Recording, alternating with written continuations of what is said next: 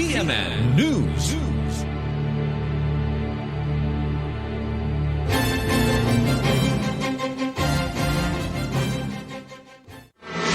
CNN Live Nationwide.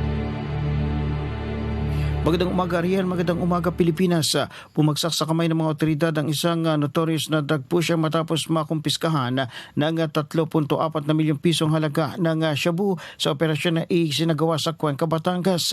Ayon sa ulat ng Batangas Police Provincial Office, kinilala ang nasa koteng suspect na si alias Mark, 57 anyos, welder, may asawa, tubong Concepcion, Tarlac at residente ng Sitio Centro, Poblacion San Pascual, Batangas.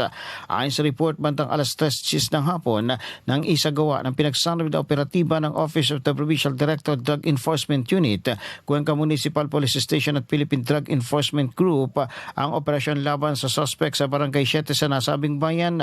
Nakumpiska mula sa suspect ang 5 malaking plastic sachet ng shabu na naglalaman ng hinihinalang pinagbabawal na gamot na may timbang na 500 gramo at nagkakahalaga sa street value na 3.4 million pesos.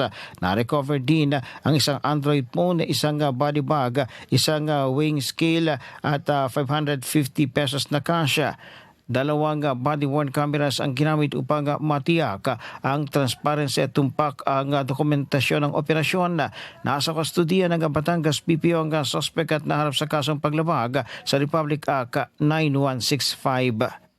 Mula sa DWL-FM 95.9, ito si Renz Belda ng CMN Batangas, nag-uulat live para sa CMN Pilipinas. CNN Live Nationwide.